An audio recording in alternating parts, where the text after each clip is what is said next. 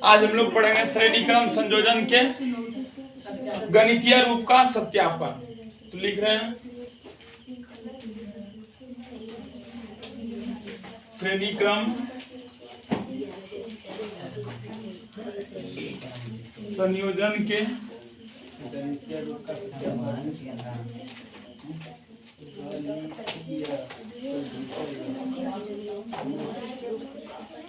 गणितीय रूप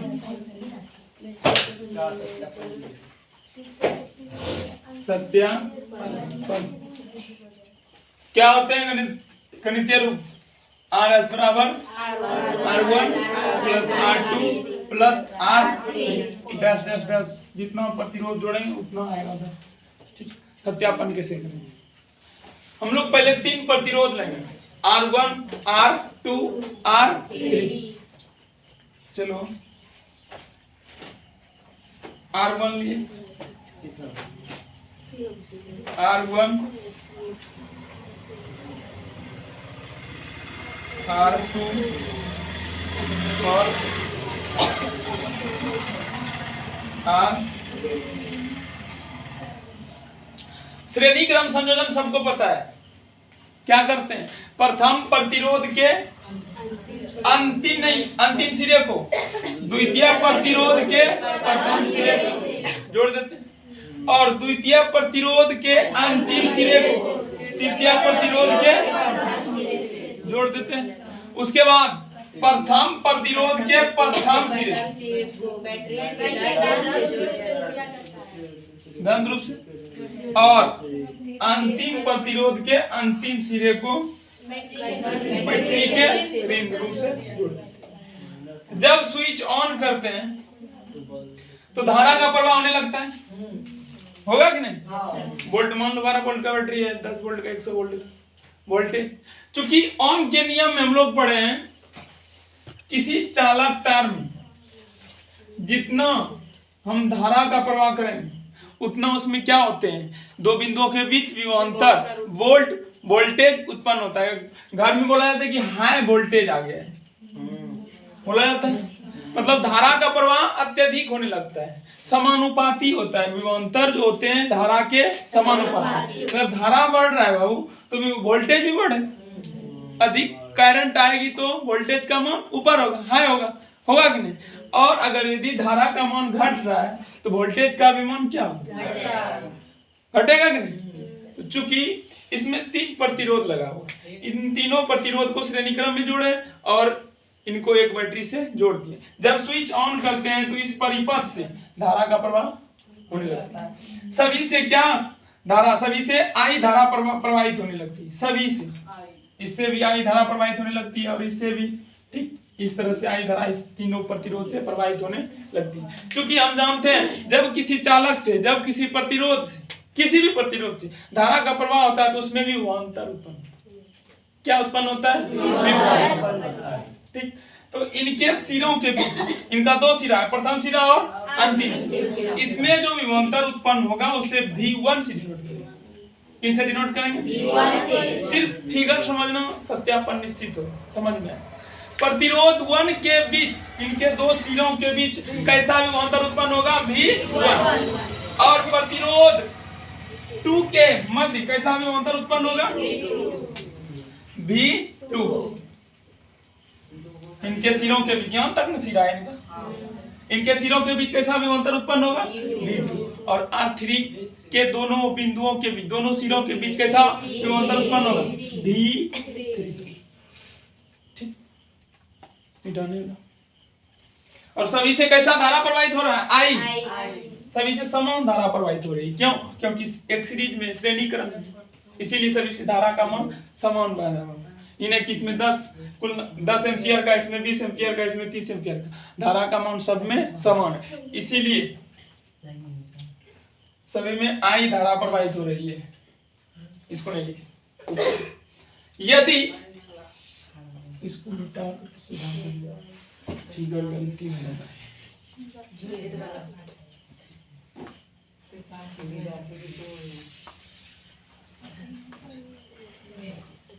ठीक, लिखो तो उसके बाद तब फिगर बनाना। लिखो माना कि, पहले ऊपर में लिखना है तुम लोग को पहले, तब नीचे फिगर बनाना। पहले इसको लिख दो, उसके बाद इसको लिखना, उसके बाद लिखो।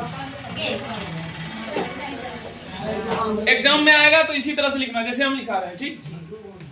पहले इसको, उसके बाद इसको, उसके बाद हम लिखाएंगे उसको एग्जाम में लिखना। गणितीय रूप का सत्यापन, इसको सिद्ध करना है। रुको पहले इसको लिखो।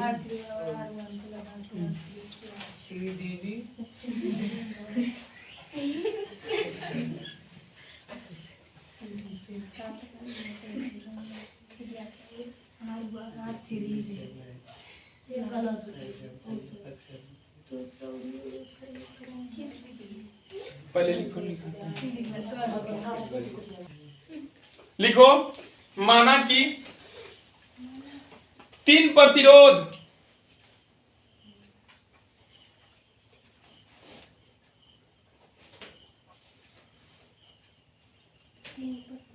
R1, R2,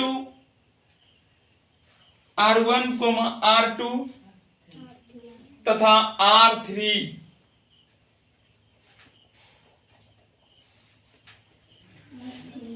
को श्रेणी क्रम में जोड़कर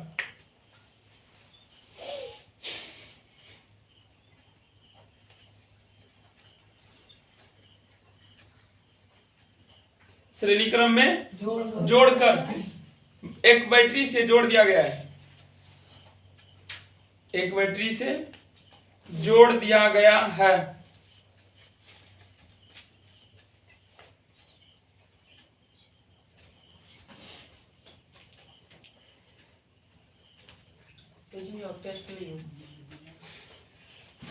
एक बैटरी से जोड़ दिया गया है, ठीक। तो R1 मतलब प्रतिरोध 1 के को लिखना है। तो R1 के सिरों के बीच कैसा विभवांतर उत्पन्न V1। ओम के नियम में पढ़ते हैं, जब किसी चालक से धारा का प्रवाह होता है तो उसमें क्या उत्पन्न होता है, विभवांतर। तो R1 में विभवांतर V1 हो। तो लिखो वहां पर फुल स्टॉप लिखो, ठीक। लिखना नहीं, क्या लिखा है एक बार बोलो फिर से। तो R1 के सिरों के बीच जोड़ दिया गया है। क्या बोले सर? जोड़ दिया गया है, यहाँ तक लिखिए है ना। तो R1 रुको नहीं, जोड़ दिया गया है। और प्रतिरोध R1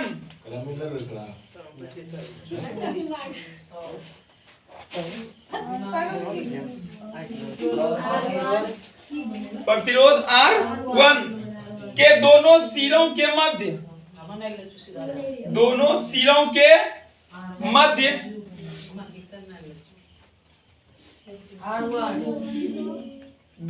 R1 के दोनों सिरों के मध्य विभवांतर V1 के मध्य विभवांतर V1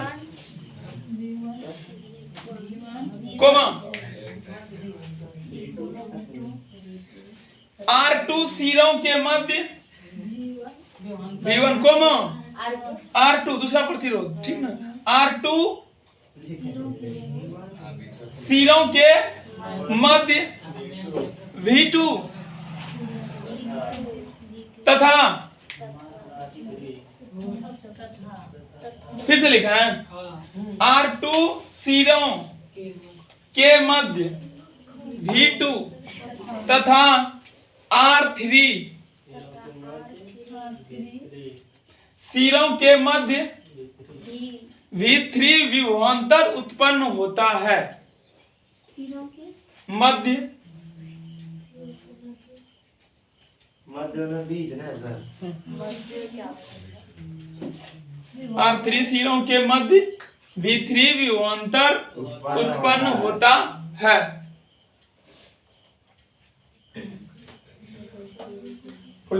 अतः ओम के नियम से, अतः ओम के नियम से, किस नियम से, ओम के नियम से,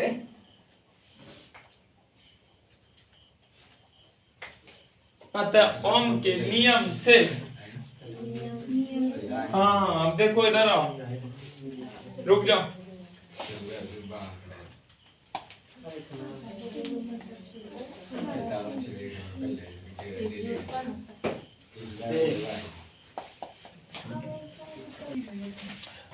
चूंकि हम लोग ओम के नियम में पढ़े हैं भी समानुपाती आई, जब समानुपाती का चिन्ह हटा करके इक्वल का चिन्ह लगाते हैं तो उसमें एक कांस्टेंट लगता है, आर लग जाता है।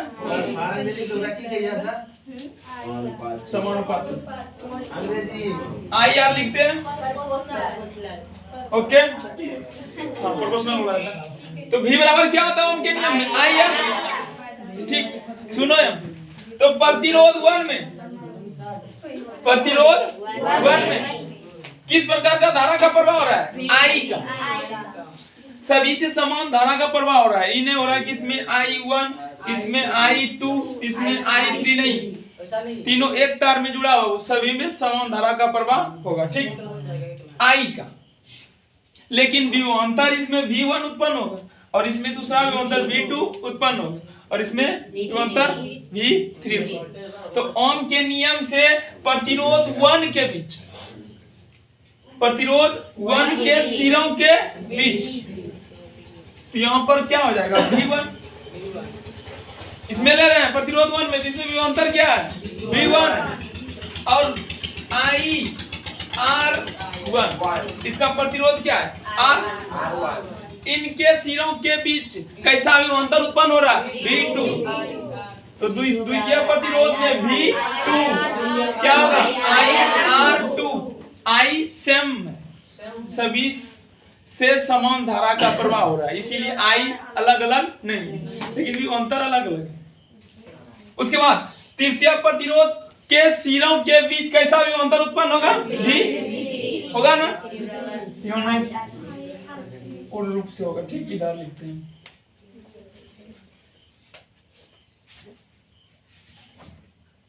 ओम के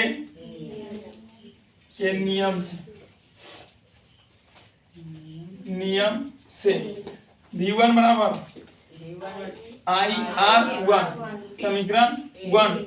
द्वितीय प्रतिरोध के सिरों के मध्य V2 होगा विभवांतर IR2, समीकरण 2। V3 IR, समीकरण क्या, तीनों का इक्वल, तीनों प्रतिरोध में अलग अलग विभवांतर उत्पन्न हो रहा है, तो टोटल विभवांतर को हम लोग V से डिनोट कर देते हैं, ऊपर का मिटा रहे हैं। तो कुल विभवांतर क्या हो जाएगा V, कुल यहां से यहां तक तीनों प्रतिरोधों के विभवांतर को जोड़ने पर कैसा विभवांतर उत्पन्न होगा, एक V। तो इसलिए V बराबर V1 plus V2 plus V3, total विभवांतर प्रतिरोध R1 के बीच जितना उत्पन्न हो रहा है विभवांतर और इनके विभवांतर और उनके विभवांतर का योगफल होगा कुल विभवांतर। कुल विभवांतर को किन से डिनोट किए हम, ठीक। तो V बराबर V1 का मान IR1, V2 का मान IR2, V3 का मान IR3। इन तीनों में कॉमन कुछ मिल रहा है, आई मिल रहा है, नहीं मिल रहा।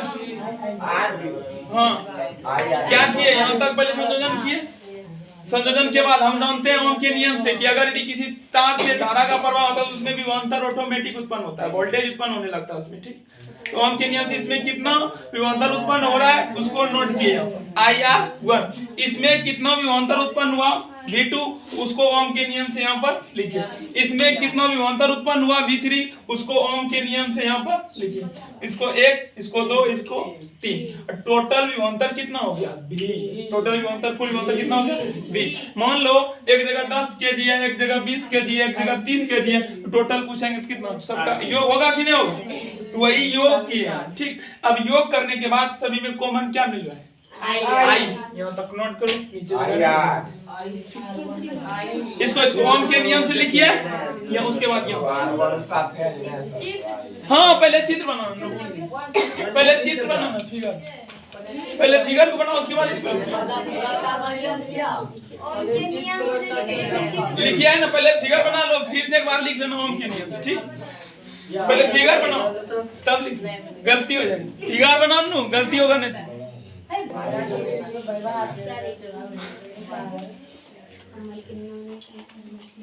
तीनों प्रतिरोधों के बीच का कुल विभवांतर क्या था? टोटल विभवांतर V। तो इन तीनों का योगफल होगा, योगफल किए तो V1 V2 V3, क्योंकि V1 का मान आ गया था ओम के नियम से, उसके स्थान पे IR1 लिखे, IR2 और IR3। इन तीनों में I बड़की माई मिल रहा है ना, कॉमन लगेगा मिटाने में।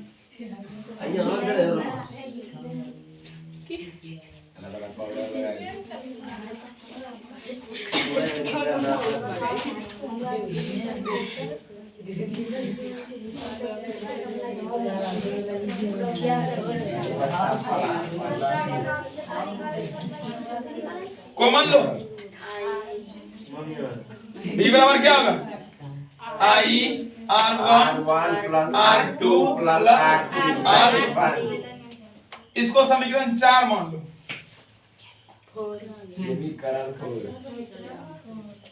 इसको समीकरण 4 मान लो। मान लिया, इधर देखना। अब 3 प्रतिरोध को श्रेणी क्रम में जोड़ा गया। इन तीनों प्रतिरोधों का श्रेणी क्रम संयोजन में समतुल्य प्रतिरोध सीरीज में जब जोड़ा जाता है तो किससे डिनोट करते हैं? RS। किनसे डिनोट करते हैं? और तीनों में कैसा धारा का प्रवाह हो रहा है? किस प्रकार का धारा का प्रवाह हो रहा है? I का प्रवाह हो रहा है तीनों में, कितना हो रहा है? और तीनों प्रतिरोध का समतुल्य प्रतिरोध क्या है? और तीनों विभवांतर का कुल विभवांतर कितना है? V है। पुनः ओम के नियम से चूंकि अब तीनों में जितना विभवांतर हो रहा है उत्पन्न हो रहा है उसको, और तीनों का कुल प्रतिरोध जितना है RS, और तीनों में कितना धारा का प्रवाह हो रहा है? I। इन तीनों में ओम का नियम लगाएंगे, क्योंकि ओम के नियम में हम क्या जानते हैं? अगेन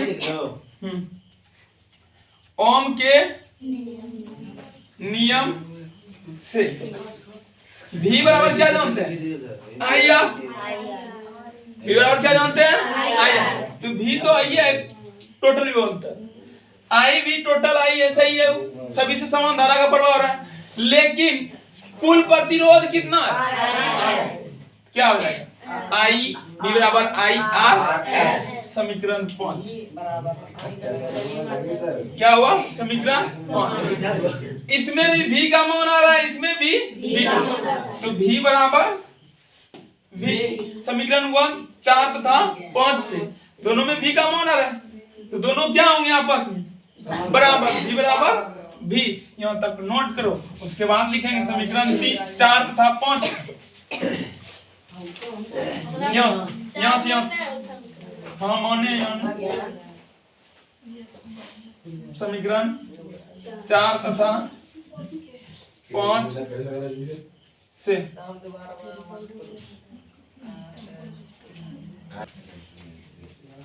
समीकरण 4 तथा 5 से इसमें भी V का मान आया, इसमें भी V, दोनों भी इक्वल क्या होंगे? V।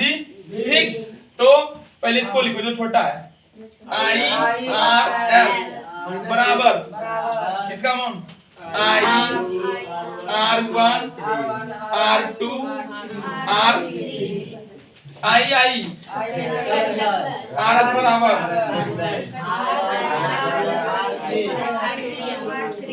R3। विधवा ने प्रूव्ड।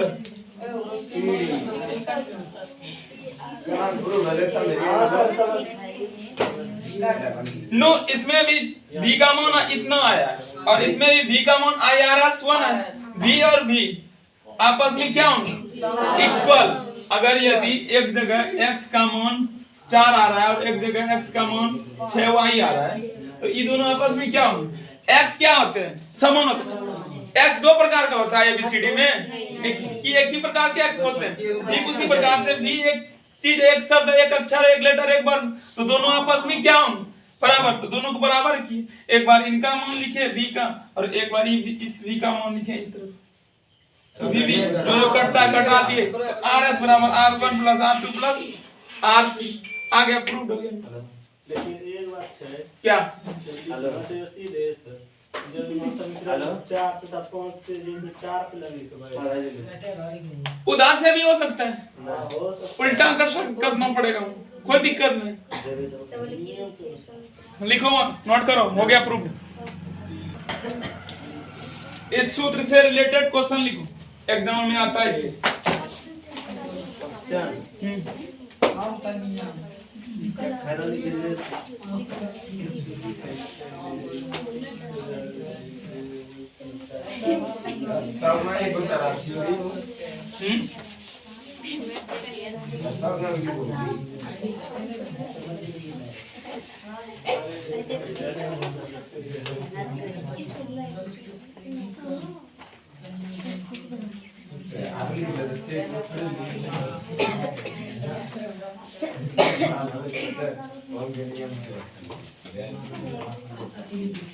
देखो, यदि 2 ओम 3 ओम तथा 5 ओम क्वेश्चन, यदि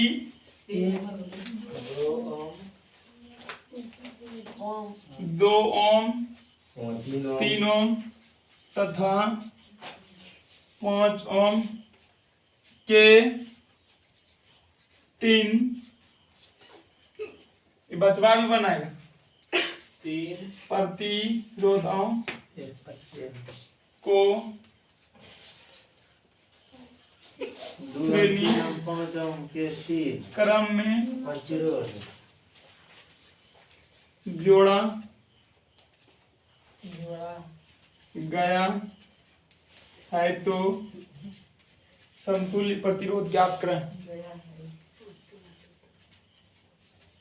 समतुल्य आरएस, समतुल्य प्रतिरोध, समतुल्य प्रतिरोध को किनसे डिनोट करते हैं?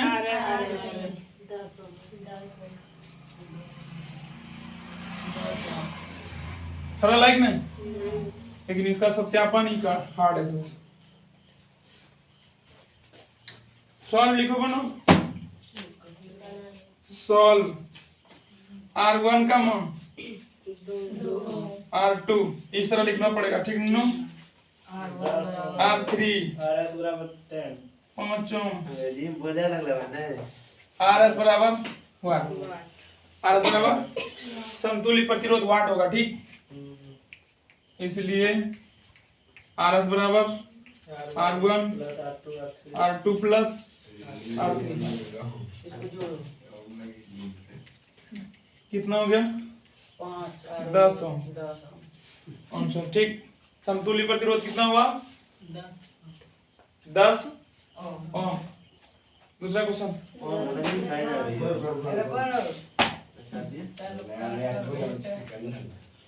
इसमें सीखने का क्या बात है?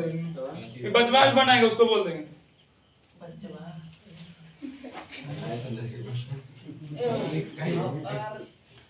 ओ, तुम लोग अब छोटा हो गया बचवास ने।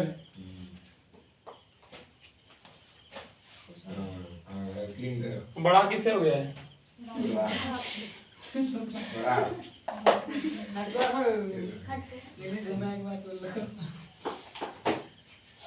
लिखा है?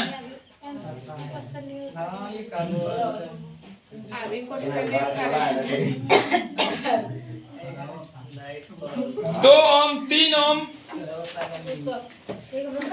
2 ओम 3 ओम को मान दे जाओ 3 ओम 10 ओम तथा 6 ओम के 3 प्रतिरोधकों को 2 ओम 3 ओम तथा 6 ओम के 3 प्रतिरोधकों को श्रेणी क्रम में जोड़ा गया है।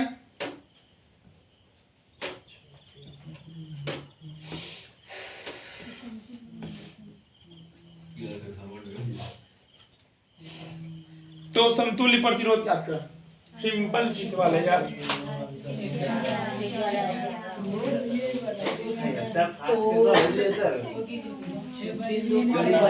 खाली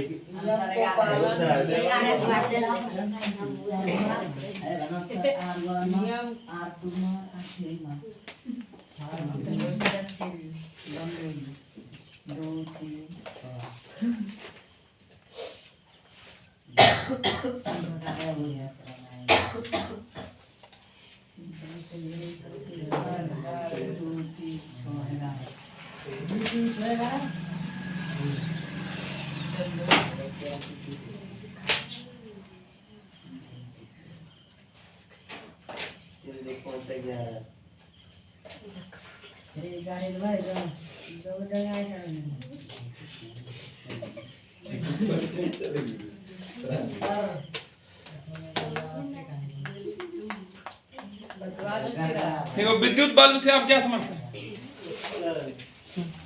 विद्युत बल्ब जो कि बिना मनुष्य को स्विच डालने से जल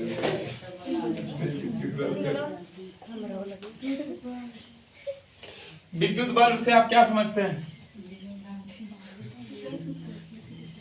बस इसको कल इनके सभी टॉपिक को समाप्त करेंगे, उसके बाद क्वेश्चन आंसर चालू।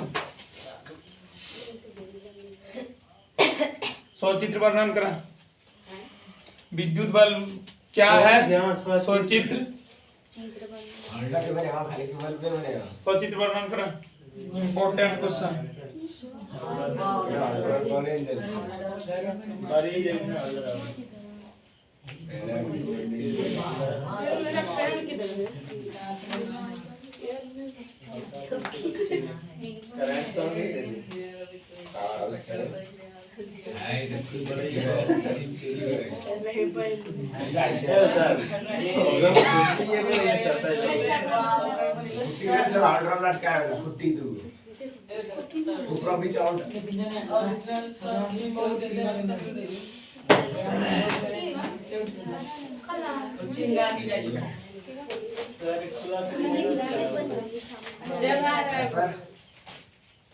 इसमें दो स्टैंड लगा हुआ रहता है, ठीक, जिससे फिलामेंट टंगा हुआ रहता है, जुड़ा हुआ रहता है, ठीक। दो स्टैंड रहता है, ठीक। इसको क्या बोलते हैं? लेकिन बॉल बनाना करिए बस ही ठीक। इसमें दो ध्रुव होते हैं, एक पॉजिटिव, एक धन ध्रुव और ऋण ध्रुव, ठीक। ओके। ये फिलामेंट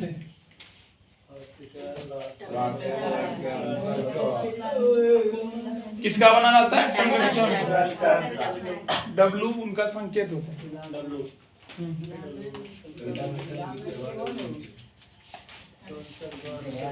ओके। कांच है,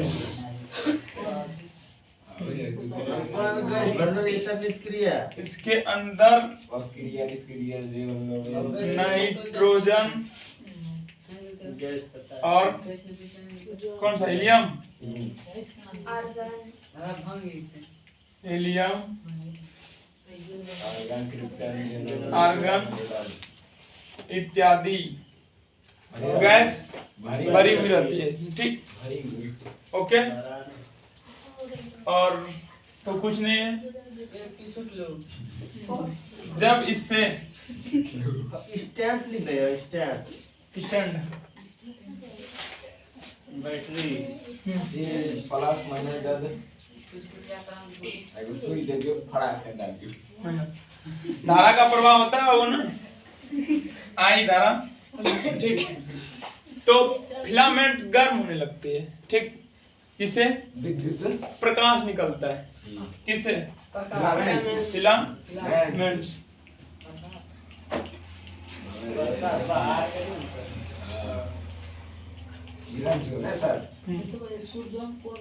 ठीक। तो विद्युत बल्ब है क्या? लिखो, लिखाते हैं। क्या क्यों है तो बागा मरे लिख दिया है, लिख गया है सर अपना। लिखो विद्युत बल्ब,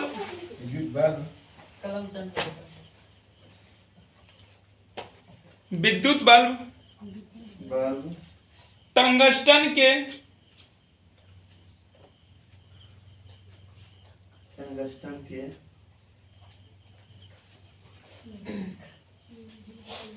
पतले तार की पतले तार की तार की एक छोटी कुंडली होती है। ये कुंडली हो जाए कुंडली हो जाए कुंडली होती है, घुमा घुमा हुआ नहीं रहता है, नोई फिलामेंट। कुंडलित होती जिसे फिलामेंट कहते हैं, जिसे फिलामेंट कहते हैं। Full stop. यह फिलामेंट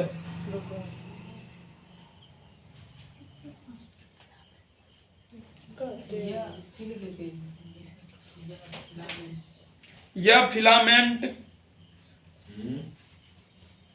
दो स्टैंडों द्वारा जुड़ी रहती है।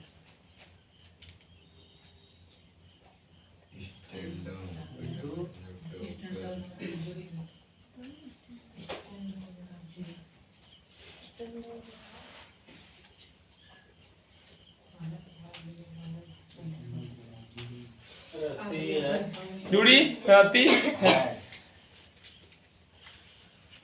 ये सभी भाग एक कांच द्वारा ये सभी भाग कांच द्वारा एक कांच द्वारा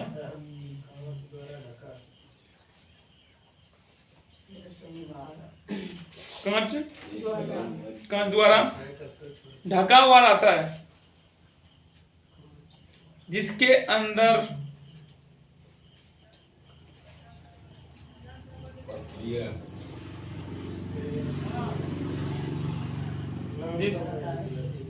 जिसके अंदर nitrogen, argon, helium, nitrogen argon, helium जैसे अक्रिया गैस, नाइट्रोजन, हीलियम जैसे अक्रिया गैस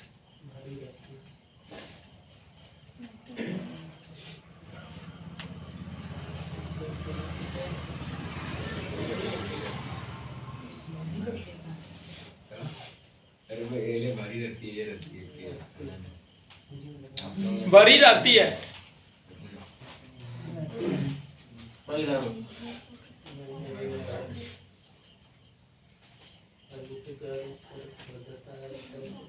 उसके बाद ठीक, सुनो उसमें और लिखाएंगे।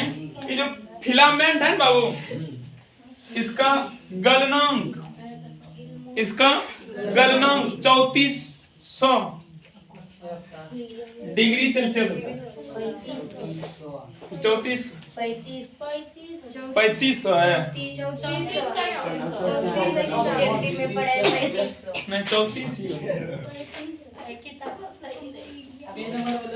3400 होता है।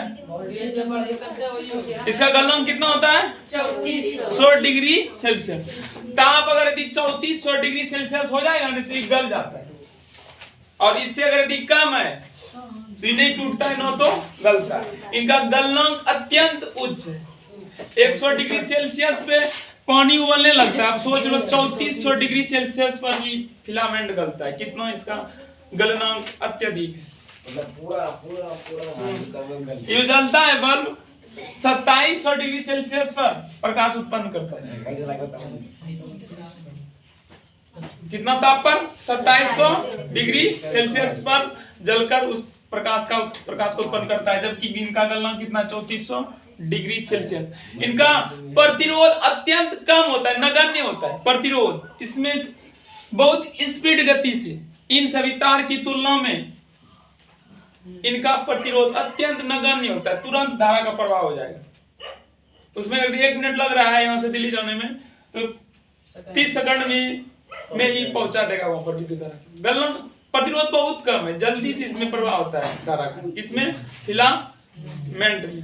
तो दो बात याद रखना कि फिलामेंट का प्रतिरोध क्या होते हैं, ऑब्जेक्टिव क्वेश्चन, नगण्य बहुत कम, और गलनांक क्या होता है? अत्यधिक।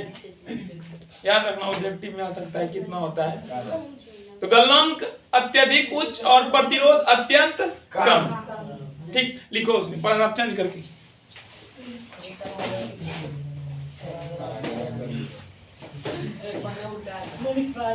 टंगस्टन का फिलामेंट, टंगस्टन का फिलामेंट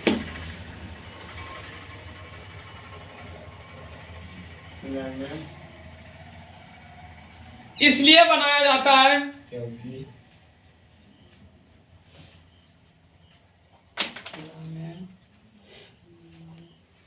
इसलिए बनाया जाता है क्योंकि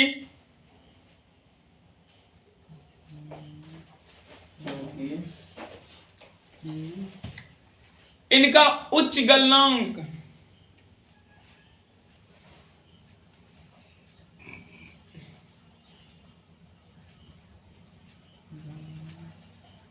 उच्च गलनांक और ब्रैकेट में 3400 डिग्री सेल्सियस डालो तथा निम्न प्रतिरोध बहुत कम, 3400 धारा को नहीं रोकता है, नहीं के बराबर, तथा निम्न प्रतिरोध होते हैं।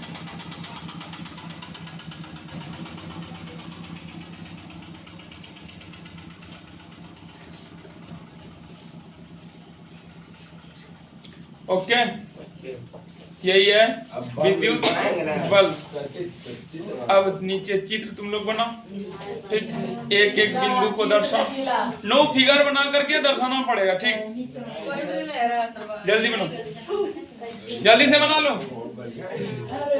अभी मेहंदी रचने के लिए दे देंगे तुरंत। गुलाब फूल, कमल फूल, गेंदा फूल, सब ठीक है, सही है। नु बनाओ और दर्शाने का प्रयास करो। आता है नु बनाने के लिए, याद रखना। हाँ, बना।